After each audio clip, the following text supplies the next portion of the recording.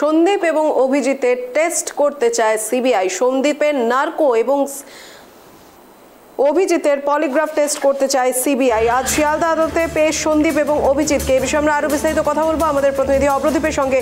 অব্রদীপ, আজ শিয়ালদা আদালতে পেশ করা হয়েছে সন্দীপ এবং অভিজিৎকে, আর সেখান থেকে যেটা জানতে পারা যাচ্ছে সন্দীপের নার্কো এবং অভিজিতের পলিগ্রাফ টেস্ট করতে চাইছে সিবিআই। আজিকর কাণ্ড ঘিরে মূলত কি জানতে পারা যাচ্ছে, এই তথ্য কেন উঠে আসছে? সন্দীপ ও অভিজিতের মেয়াদ শেষে আজকে কিছুক্ষণ আগে সন্দীপ এবং অভিজিৎকে সল্টলেক সিজিও কমপ্লেক্স সিবিআই দপ্তর থেকে শিয়ালদা আদালতে পেশ করা হয়েছে এই সিবিআই এর তরফে।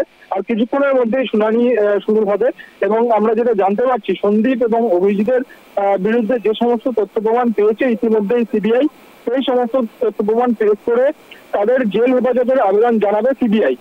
তুমি জানো গত শুনানিতে সন্দীপের নার্কো অ্যানালিসিস টেস্ট এবং এই অভিজিৎ মন্ডলের পলিগ্রাফ টেস্টের আবেদন করেছিল সিবিআই।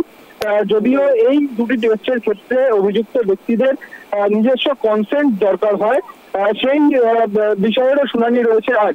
অর্থাৎ ম্যাজিস্ট্রেটের সামনে সন্দীপ এবং অভিজিৎকে তাদের সম্মতি দিতে হবে যে তারা নার্কো অ্যানালিসিস টেস্ট এবং পলিগ্রাফ টেস্ট করাতে চায়। যদি তারা সম্মতি না দেয় এই টেস্টের আবেদন কিন্তু বিচারক বাতিল করতে খারিজ করতে বাধ্য হবেন, যেহেতু তাদের শরীরে ড্রাগ ইনজেক্ট করা হবে এবং তার জন্যই কিন্তু অভিযুক্তদের পক্ষ থেকে তাদের সম্মতি নেওয়া হয়। এখন দেখার আর কিছুক্ষণের মধ্যেই শুনানি শুরু হবে, সেই শুনানিতে কি উঠে আসে। একেবারে ধন্যবাদ অব্রদীপ।